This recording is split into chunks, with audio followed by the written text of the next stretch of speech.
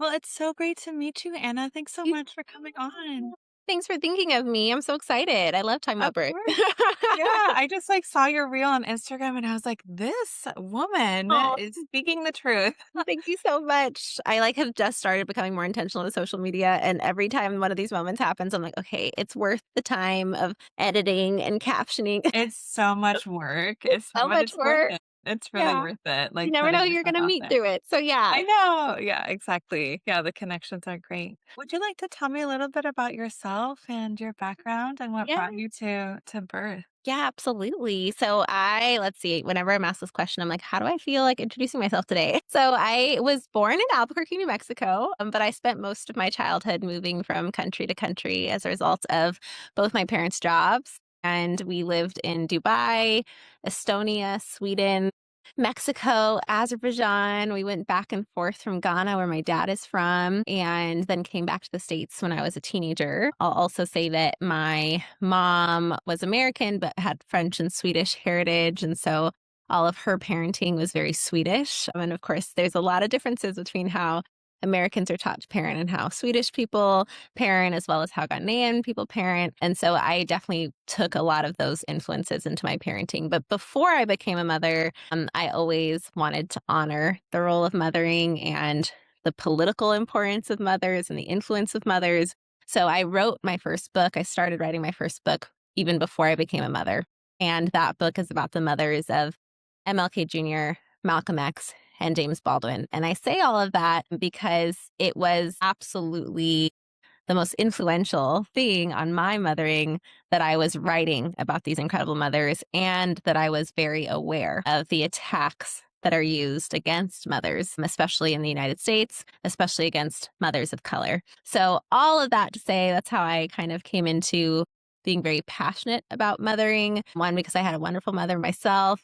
Two, because I was exposed to so many different cultures before coming back to the United States, and even within my own family, we saw mothering and parenting very differently than the messages that I was seeing here. And I'm a sociologist, so I can kind of communicate why those differences happen. And all of that prepared me to be the mother that I am, thrive in my mothering, to advocate for myself and for my children. So yeah, all of the things. That's my intro for today. Oh, that's beautiful. Thank Thanks so much you. for sharing that with me. And congratulations for publishing your first book. Thank you. I have 2 out now. So my first one came Oh, out in 2021. My most recent one came out in 2025, and I'll have another one out next year. wow, that is so Thank you. exciting. What is your second one titled? The second one, so the first one is called The Three Mothers: How the Mothers of MLK Jr., Malcolm X, and James Baldwin Shaped a Nation. The second book is called Erased: What American Patriarchy Has Hidden from Us. And the third book is untitled. I'm still working on it, but we will have a title soon, and I will announce that soon. But yeah, those are my first two. Beautiful. I have chills Thank in you my so whole much. body. Yeah, it sounds like bringing back a awareness culturally Yeah. to the mother and the importance of the mother and the role, and shining light and giving voice to mothers who have been felt voiceless right throughout their journey. Yes, A absolutely. passion of yours. Yeah. Yeah. That's so important for us to be able to heal. It really like starts with the mother. And that's why I really like to support birth, because it's really about serving the mothers. Because Mhm. mothers are centered, when the mothers are nourished and they're loved, they're the center of everything. Yep. Because the children look to the mothers for everything. And I know as myself, I have three children. And when Yeah. Oh, I have 3 as I'm well. you have three as well. Oh, Yeah. cool. Yeah. Yeah. It's like, when you're regulated and you're like nourished and your needs are met, everyone is okay. But if Exactly. suddenly, like, if the mom is not doing well, or if the mom is like dysregulated, everyone else is dysregulated. So true. It's so true. And it's something that is so simple to understand, but feels like this like mind-blowing discovery for people, and a kind of recent dialogue, and this generation of mothers saying, I need to do well in order for my children to do well. And everyone's saying, oh, interesting. Maybe there's something to that. But of course, that's the reality. Of course, if we are being one put in charge in the sociological sense of, leading our children and being the first teachers and the first caretakers, of course, the better that that person is doing, the better the children will be able to do. And that's why in so much of my work, it's really important for me to help other people understand that mothers being exhausted and this burnout that we experience and this feeling of we can never do enough and we can never win is actually really strategic. It wasn't a mistake. It wasn't accidental. It's so that mothers felt powerless in this country. And so I love any work and, especially doulas, midwives who see power of mothers, they honor the power of mothers, they allow us also to find our own voices. And for me, with my firstborn, when I started working with my doulas, I remember so concretely the opposite of what they were showing me versus what was happening when I went in to see an OB. And my doulas, and we'll get more into it, I'm sure, but they were so clear in their messaging that I was in control and that like I was the leader of this, but that I wasn't alone. That this was a team that was going to surround me, that my husband was also going to be helping, that my baby was going to be doing work, and that I was going to be kind of making the calls, and everyone was going to be around me in support of me versus this notion of you don't know what you're doing and we're going to tell you what to do and we're going to make decisions for you. And so absolutely everything you said, I completely agree. It's really a beautiful thing for society when we honor mothers and mothers' voices and mothers' bodies and what mothers care about and mothers' intuition, especially. Mhm, mhm. Absolutely. Yeah, it's so essential for sure. That's beautiful. I wonder, would you mind sharing a little bit about like your origin story? Like what brought you to this work specifically? Where does that passion come from? Yeah, I think so. In starting my research on the three mothers, it did a deep dive, of course, into these three women's lives. But I also, because it was my doctoral dissertation, I was also really focusing in on the treatment of mothers in the US and how it's been strategic, as I was mentioning earlier, to make mothers feel like the only thing they're supposed to do is to reproduce the power of men through children while removing the power of that, right? So it's like this awareness that a society can't go on without mothers doing what they do. Yet you don't want mothers to know that they are of importance and you want it to make it seem like they're just supposed to do this and therefore we don't need to honor them. We don't need to thank them. Right. So it's this constant balance in what I call American patriarchy. The reason why I wrote a book about American patriarchy in order to keep this system and this status quo going where you control women and you control their bodies. You use their bodies without allowing them to feel powerful in Mm. their bodies. And so I think for me, kind of going back to that first answer, my mother always called out patriarchy everywhere and in any situation. And so she was this powerful lawyer. She advocated for women and children across the world.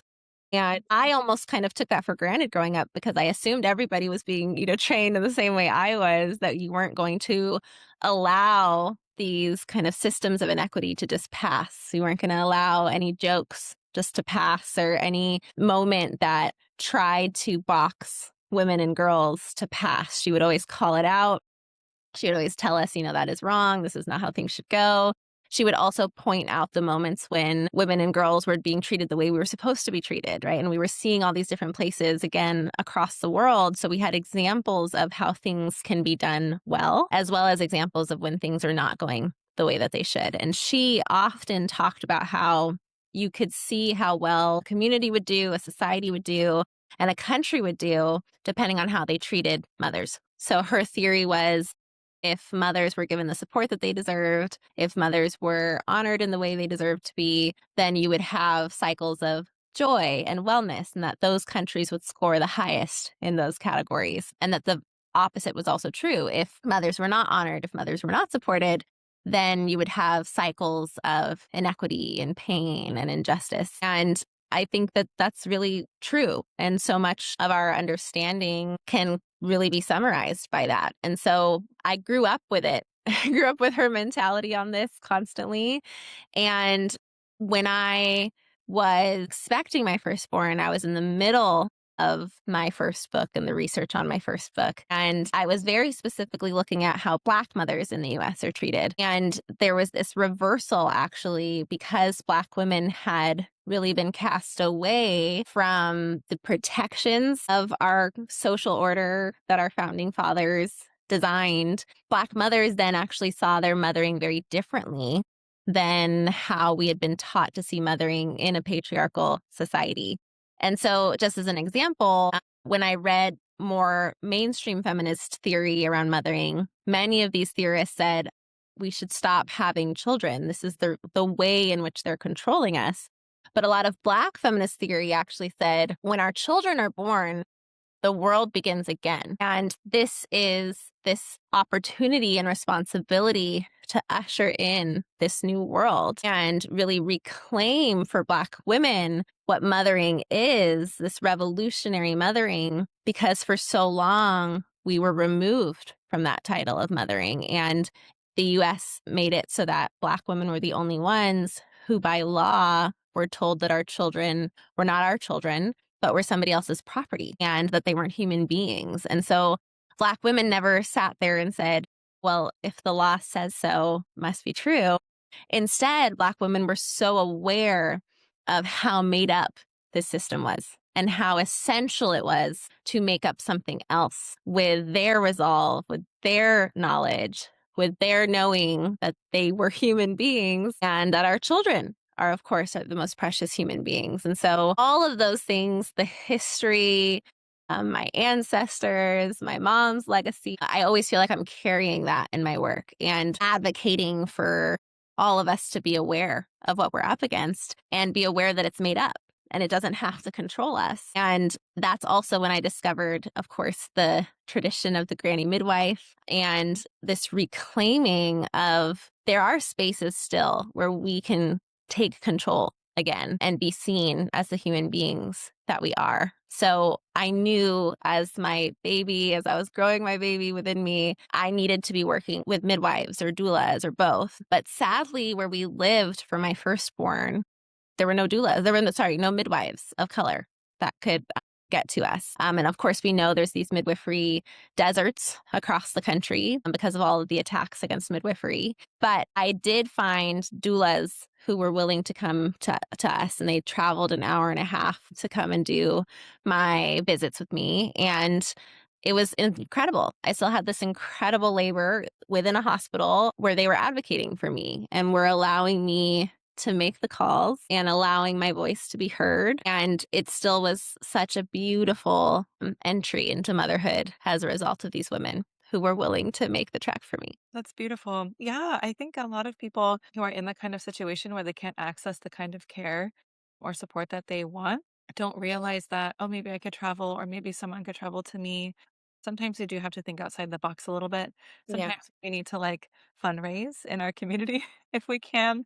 Yes. Find different ways, but that's a really great example of something I'm sure someone listening to this might be like, "Oh, I didn't even think that I could see if someone could travel." So I love that. Yeah, you were able to find access to someone who could. Yeah, I mean, it's sad that you have to, I will say. Of Yeah, course, it we would is. hope that it would be, and what we are fighting for is that it will be accessible to everybody and that people can make the best decisions for themselves and for their families and have access. And in the meantime, like you said, trying to find ways, because I was so aware of the statistics, I was so aware of the data that I needed to have someone in the room who saw me separate of this system that was going to try to control me because I'd studied it so deeply. I knew I cannot enter this hospital without someone by my side. And of course, my husband being there, but having a medical expert, a birth expert who saw me as a human being. And I think a lot of expecting parents don't realize how serious and severe this is. And so I've, had so many girlfriends who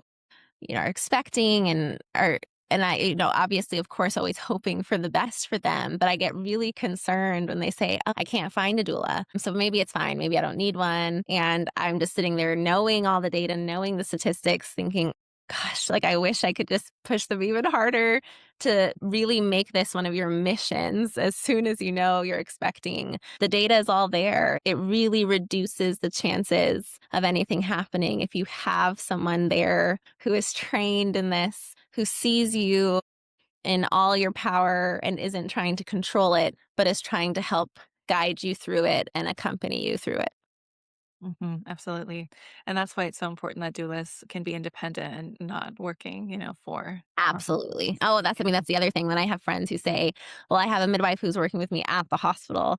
And I'm like, See, it's a little different because if you're, and I talk about this a lot in my second book, in Erased, but if you're trained in the medical system that was started by experimenting on the bodies of enslaved people and women and girls, if you're trained in the medical system that really at the beginning was men just experimenting all around and taking away the access to labor that midwives had and removing them from the process simply because they wanted to control something. If you're trained in that history, you're going to have that same mentality around seeing birth as this damaging thing to women and babies that has to be controlled and needs intervention as much as possible. I'm not at all trying to dismiss the fact that some hospitals are trying to partner with midwives. However, within that same system, it's going to be very difficult to operate in the tradition that granny midwives were operating in.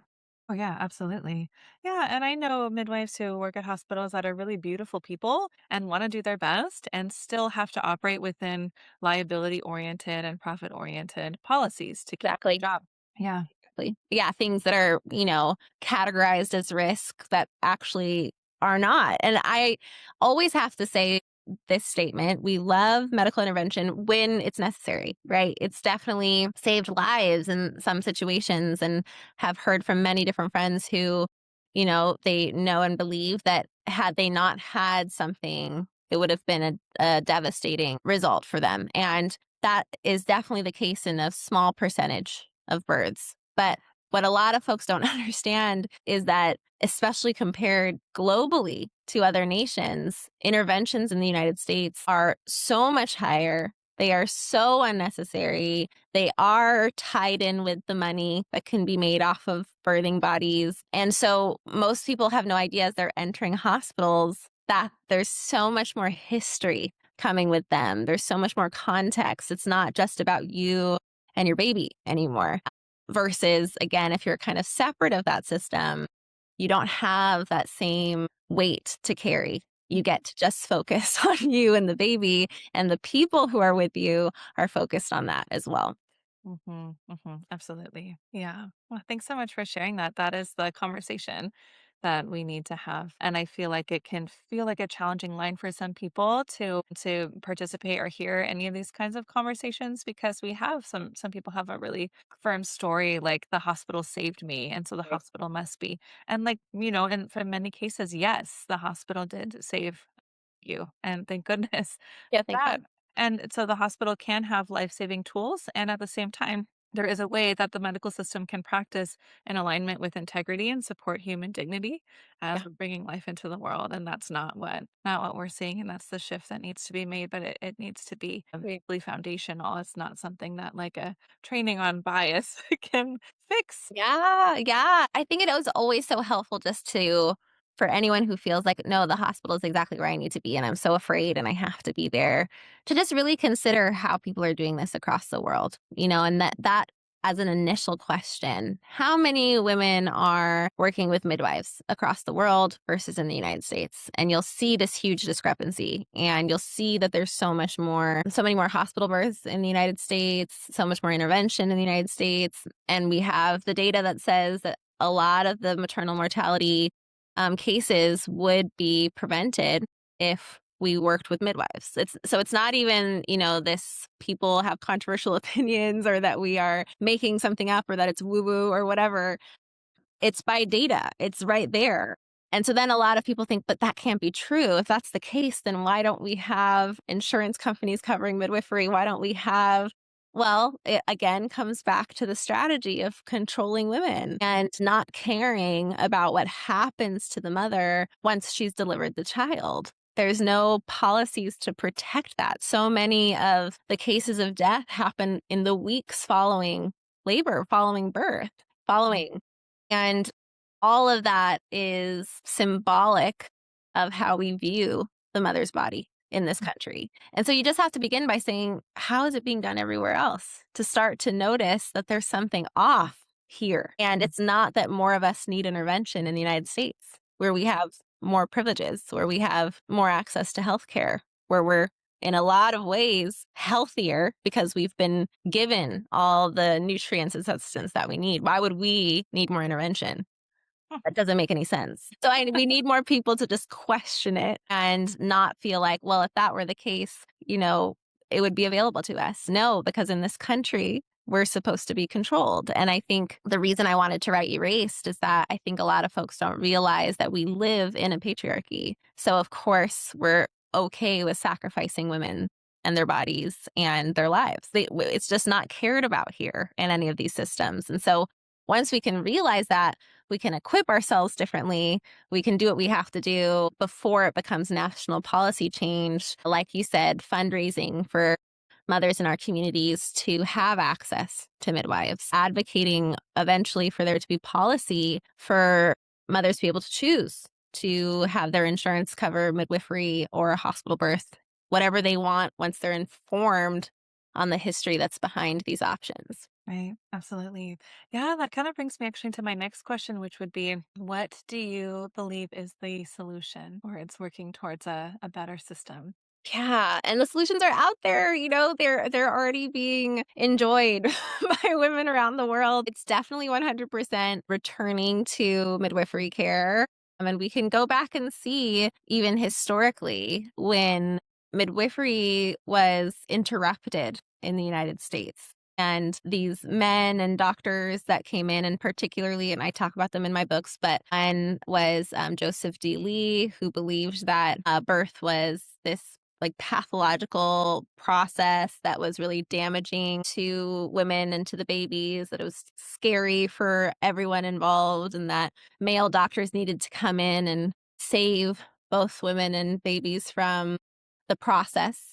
And they experimented with all these different ways to make it so that they could control the process, whether that was cutting open or cutting women into women or giving women drugs so that they would pass out during the process and not remember what happened to them. So that was kind of the goal initially of OBGYN care, was how do we make it so that we can control the process that is damaging women and children.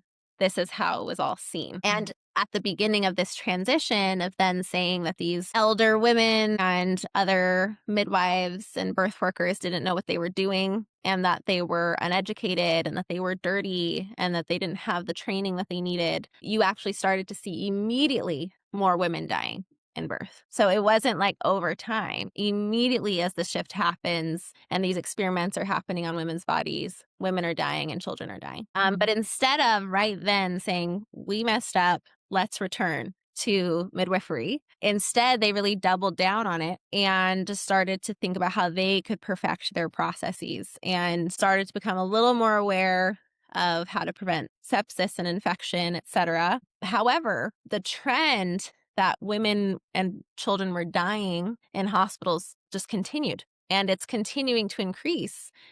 And we're in 2026. And there's been all these questions of, oh, well, maybe it's certain populations who they already are prone to obesity or heart disease, or so it's kind of their fault. Maybe they're not taking care of themselves enough. Or it was one bad doctor at a hospital who kept treating dozens, if not hundreds of women in this way. It's just one bad actor, or women being told, oh, you maybe should have asked for something differently or advocated for yourself differently in this setting. When the solution the entire time has been, let's return to when these mortality cases started to happen the most. Of course, birth in a sense, there's, a small percentage of them are going to be risky. That we know that that's a part of the birth process. Even indigenous cultures acknowledge, like, one of the reasons we honor mothers so much is because they're willing to cross this line right between these realms of life. But the risk highly increased when it became this medical experiment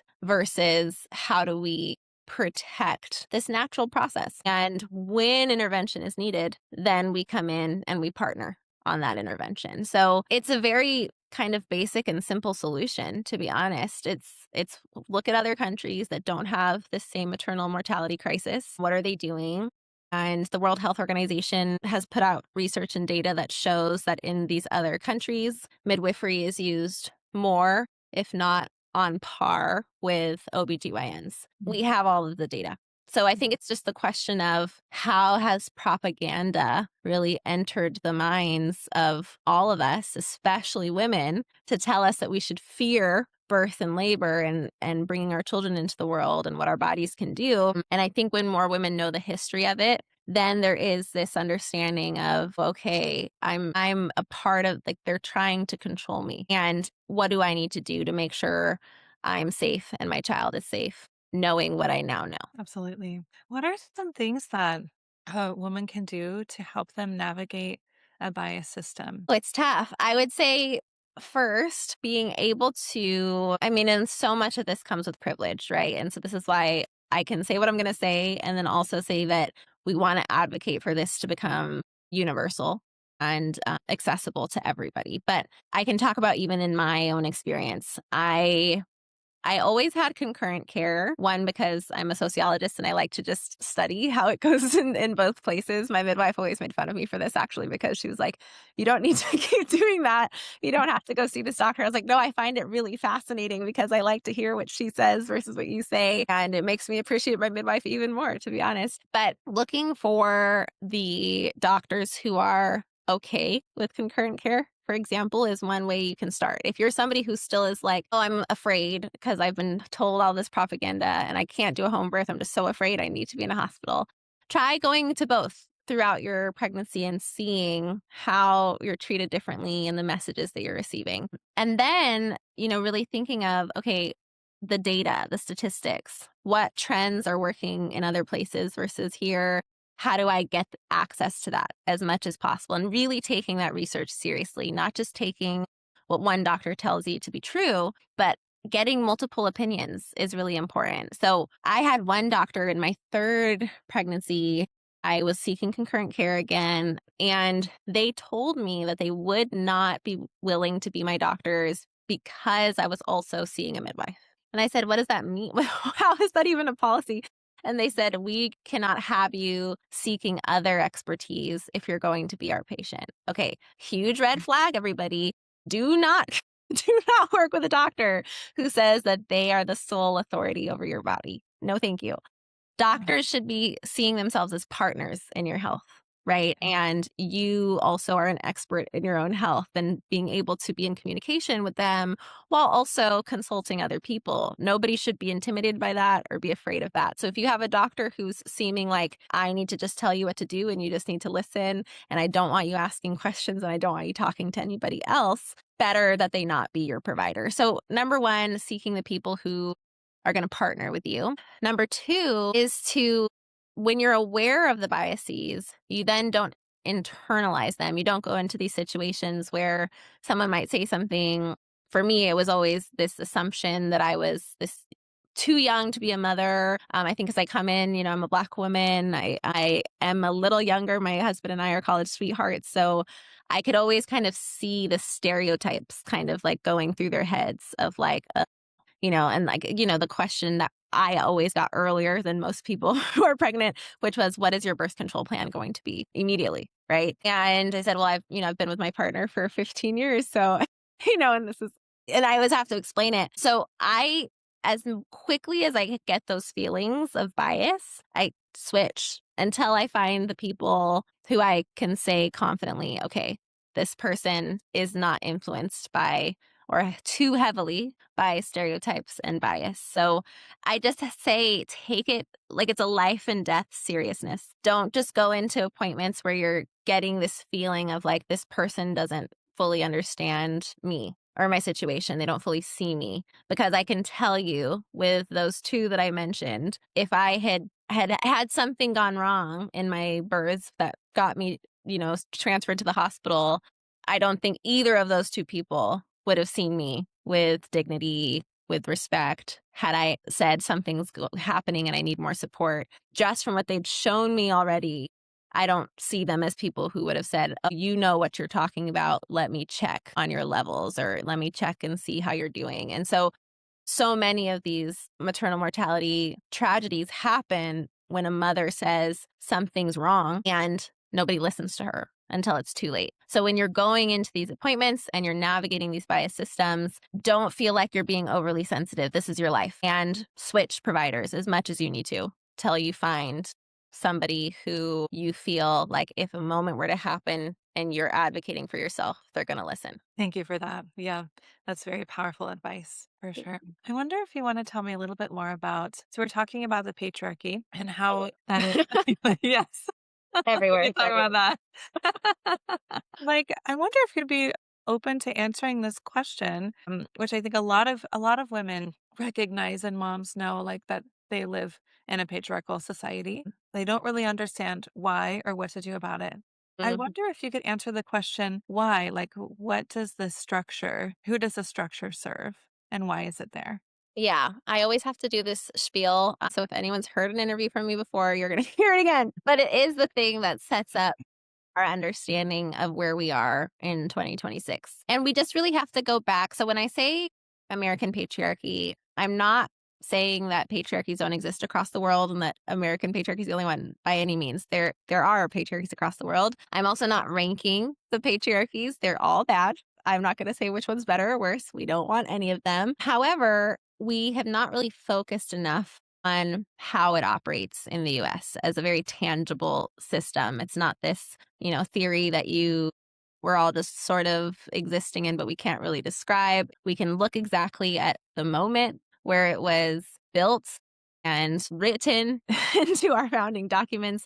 And we look at our founding fathers when they, and I like to say in quotes, founding fathers, because it is really bizarre that we just talk about these men like they founded the whole thing and that we all have to just like honor and praise the founding fathers. But, anyways, we go back to 1776 when they have signed the Declaration of Independence. And they are just this ragtag group of men, right? They're the underdogs. Nobody was expecting them to win the Revolutionary War. And it really is this remarkable, those of us who saw Hamilton, it's this remarkable thing that they win. However, in the immediacy of that, they then become very concerned because they won with this revolutionary spirit, with this grit. However, they are oppressing a lot of people. And so they're worried about what happens when these other groups of people continue their own revolutions. So, women, Abigail Adams famously saying, "Remember the ladies.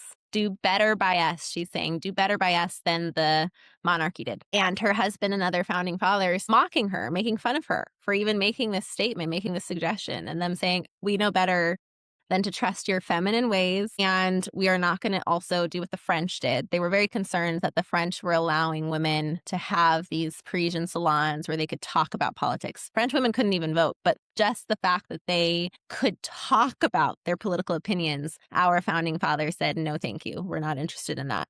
And so they say they want to build a republic of men. So first and foremost, they're deciding that they are the ones, and they write this into the Constitution, they are the ones who are going to get to vote, participate politically. They're the ones who can own land. They don't need to be represented by anybody else when they're making any business decisions. And then they tell the women in their lives through the letters that they write that all that the women are allowed to do is reproduce the power of men through children.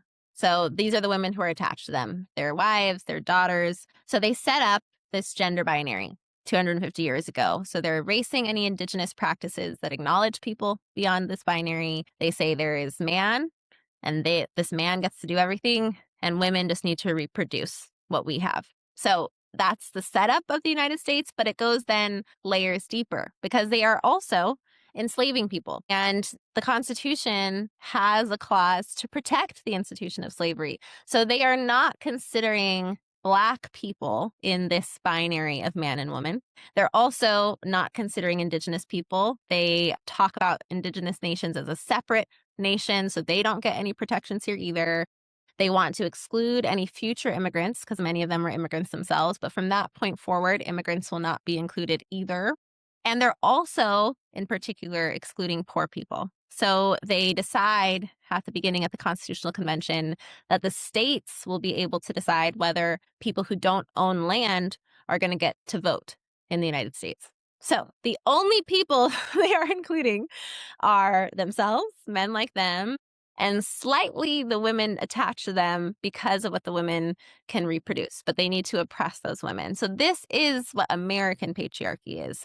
This is different than patriarchy in India. This is different than patriarchy in Mexico. So all the patriarchies that exist across the world are actually slightly different in how they define who is man and who is woman in the United States.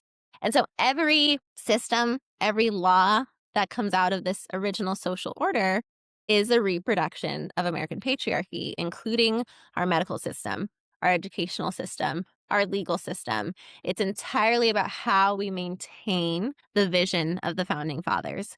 When we look at the Supreme Court justices of 2026, the majority of them call themselves originalists, meaning they are protecting the what? Original vision of the founding fathers. So we cannot continue to be surprised by their rulings when those basically just reiterate what the founding fathers thought was necessary. What we should be surprised about is the few times when they do something that actually seems like they're trying to progress the United States.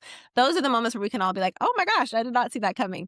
But when they're protecting the original social order, we have to cease this. What are they doing? How in the United States? Why are they letting go of affirmative action? Well, this is why. And that's what we've been up against. But that is one side of the history, those who really wanted to protect the original social order. The other side, which is much more important, are those who said that is not enough and it is completely made up. I talked a little bit about how Black women have always been able to see past it because that social order told us we were not human beings. And so we can't just trust it, we can't just follow it. Instead, we say we're going to fight for this nation to be more, to be what it could be. If we're talking about democracy, democracy means power is vested in the people of a nation, all of the people of a nation. So we actually haven't yet experienced democracy in the United States. What we've experienced is patriarchy, American patriarchy.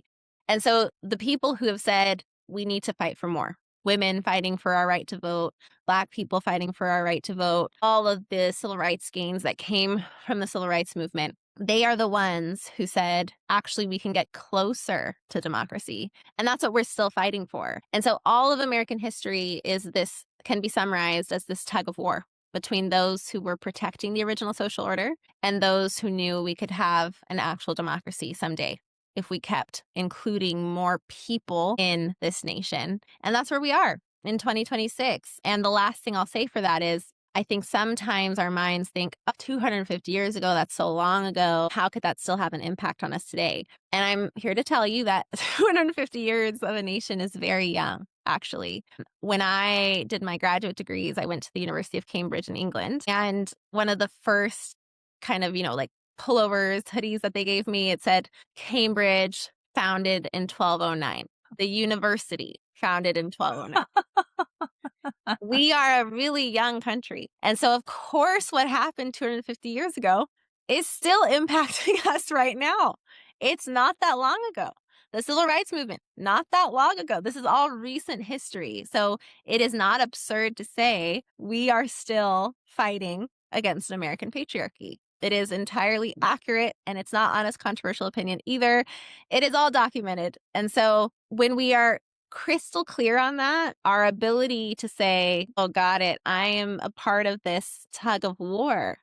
I'm a part of this continued struggle, and I need to better understand what side I stand on so that I can pull for that side. We get what we're here to do and why we can't sit here afraid thinking we don't know how to resist. We've never been here before. This is all new. These attacks are new. None of this is new. This is a Mhm. continued fight, and you just have to decide where you're standing. That clarity is huge. Yeah. Yeah, having that clarity. It can feel really overwhelming, I'm sure for many of us. I think most people who really care about trying to work towards creating a better future reach a point where they're like, "What do I do? Which direction do I go?" It's Yeah. all just like so much and it doesn't make sense. And clarity is absolutely essential when we don't have that clarity and alignment with the vision of what we're walking towards. We don't know what direction to go. And I think it's getting to that point that, yeah, that's really important. Yeah, and I think, we're pulling on different threads on, this side that's advocating for more. Not one person can pull all of the fights at the same time, but the hope is that whether it's those of us who are advocating for women to not only survive birth, but to thrive in their mothering and become even more of these agents of change, right? Though there are not enough words to describe the power of caring for other people's lives, right? Whether it's through birthing them, you've adopted them, all the ways in which mothers are seeing this vision of new worlds through. And that's the reason that so much of activism, you can go back and see mothers in it because we have this connection to understanding how our actions impact others. And so that's one thread of pulling, those who are saying, let's keep mothers alive and we need policy for that and we need to treat them with dignity and we need to accompany them through these processes is just as important of a fight as those who are saying we need to end mass incarceration. We need to make sure people who are being kept from voting are allowed to vote.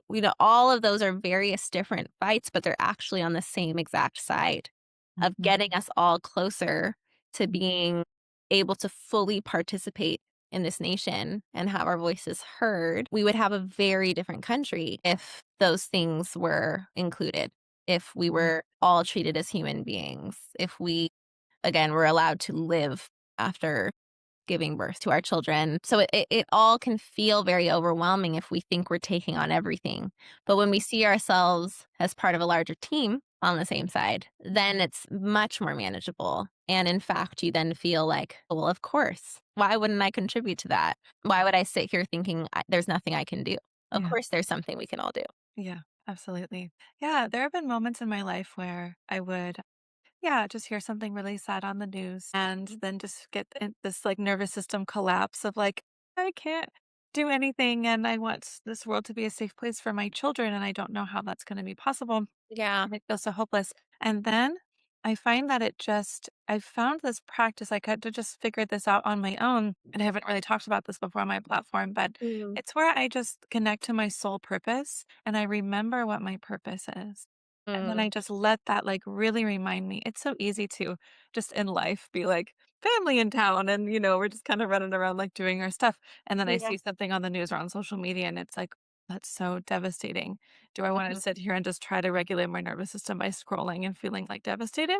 I could do that for a little bit and then it just really doesn't feel good. Then I'm like, okay, well, what if I just sit here and like feel and be present with what came to my attention? What is And your then sole purpose? I want to know. yeah, my sole purpose is to support humanity in awakening to the sacredness of birth. That's beautiful. It's so yummy and beautiful. I feel like I love myself and what I came to the world to do. And it's been, yeah, this really sweet journey of just remembering whenever I see these things, it's just reminding me, oh, this is what I'm doing. And then I feel that passion. And I really believe that, like, I am here to do this. And if I choose to just honor my soul, Yeah. which means I'm not doing it the way that I wanna do it, the way that Victoria wants to do it, but I'm connecting to my soul and following that path, which I'm not perfect at, but we return to again and again and again. If I just take care of that, then I have come here to do what I meant to do, and like you said, other people are going to do their jobs, and it makes living in this world feel much more manageable. Yeah, absolutely. That's so beautiful. And it research backs this. If you're not active in those changes, you do feel hopeless. You do feel stuck. You do feel very afraid. It's not good for your nervous system to not participate. But Mhm, the thing that allows you to not only cope and survive on a day to day when you're seeing really painful things happening across the country, across the world, the thing that gives you that ability to hope is to participate in that mm, change. mm, And so it should feel like the impetus some people need. Like if you're feeling hopeless and you don't know what to do, but you're also not maybe connected to what your sole purpose is, or you're not organizing with other people, or you're not contributing something to make this better, that's the reason you feel hopeless. And so immediately you can go out and do something. You can help someone. You can, whether it's that you have the resources to donate, right, to an important organization, or you see something in your community that needs support, or, in listening to this, you think, I really want more women to have access to a midwife. I'm going to go pay for 5 women to work with, to have their baby with a midwife. Like all of those things create these beautiful ripple effects. And I always tell folks that any of the national progress we've experienced, and there's been so much of it that we can be really proud of, actually, none of it started on the national level first. It all started with people seeing each other's needs and meeting those needs and growing that in their community, and then that community growing that even on a larger scale until it became national policy. So you can begin that seed of change literally today. If there's something that you think should be happening in our nation, how do you address it right now, today, with somebody who needs it? Right. Absolutely. That's beautiful. Yeah. Thank you so much for sharing that. I'm sure that feels helpful for a I lot hope. of us. Yeah. What is your sole purpose? That is such a good question. When you said it with this one sentence, I was like, ooh, I feel like I have so many. I know. But I think for me, there's several. One, I've always had this gift of storytelling, and I've always enjoyed Mm, talking to people, writing to people, helping them understand something in their own lives in a way that no longer feels so complicated, but feels very clear. And that being a tool to get more people to see each other too. And so I've always thought with my work and this ability, my parents always told me this too growing up, but that I could take something that seemed too difficult to navigate and present it in a way that felt like obvious and that you knew exactly what to do next. And so I think when we're given these sort of gifts, you just have to act on them and there's a reason. And so one is to help people understand themselves and this situation that anything that they're dealing with more clearly, but also for people to understand each other in that and have more compassion for each other and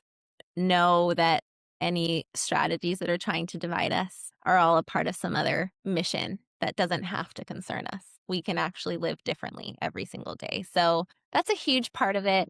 And then I think the storytelling side of it, all these ideas that come to me, I always see them as some higher source is giving them to me, whether it's my ancestors or God or my team of light, like some people might refer to those who have passed. I never take any idea that I have for granted. So I'm kind of getting out of sole purpose, but it is crystal clear in my mind. Oh, okay, this needs to become something. When I thought of these three mothers to write about, it was immediately this notion of how has nobody written that yet? How has nobody talked about the mother of MLK yet? That's crazy. And I don't then say, well, somebody should do it. Instead, immediately, I can't even rest until I start doing it. And so that's how all my ideas feel. And multiple times been told, oh, it's going to be really difficult to do that. It's really hard to do those things. And that just doesn't concern me.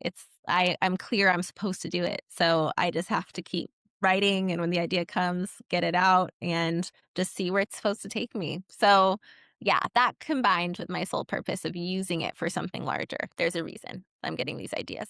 yeah, absolutely. That's beautiful. Thank you. But I'm going to work on my one sentence because you. Thank you. I had help. I had a mentor, this man who supported my husband in his initiation into adulthood, who's Oh, been just part of our family for a long time, ended up marrying us, and we just love oh, him so much. Like a really special elder. He helped me clarify that sentence. So that sentence oh, was no. me talking about it a lot, and then him being like, it sounds like Sounds like what this it one is. thing. I So I love. had help. No, it reminds me of a book I read recently by Davy Brown. I don't remember the title of it. Maybe it's Living Soulfully. No, I'll have to look up the title. But in it, she mentions like even when you're doing like a mantra, to have like a one sentence that you like come back to and like evaluate. Maybe every couple of years. And so that was a good reminder. Good sign. I'm supposed to come back and write mine. And let me know what it is. Yeah, I will. I'd love to read it. Well, to wrap up, would you mind sharing where people can find you? Yes. So everything is just my full name, anamalaikatubbs.com. Hopefully it'll be on this episode's and for those who don't know how to spell it. Yeah, I'll put it in the um, show notes. and then same on Instagram. And this is maybe a silly thing, but the only platform I'm actually checking myself is Instagram. So like on Facebook, the content's there, but I'm not checking responses or anything. So if you want to access, any responses from me, Instagram is where I spend my time. I feel like it's like a little hard to navigate all of this, all these different platforms. And I am somebody who just likes to really be present in the moment. So I just chose one, and that's the one that I'm willing to participate in. Totally. Yeah. Yeah, we all have our different preferences, but yeah, that's where you can find me. Awesome. Well, thank you so much. I'm like so deeply honored to have had the Thank opportunity you. to learn from you Thank today. you. Thank you so much for inviting me. I'm so glad that we were brought together. Thank you for a beautiful conversation. That's beautiful. Thanks so much. Have a beautiful rest of your You day. too. Okay, bye. Bye.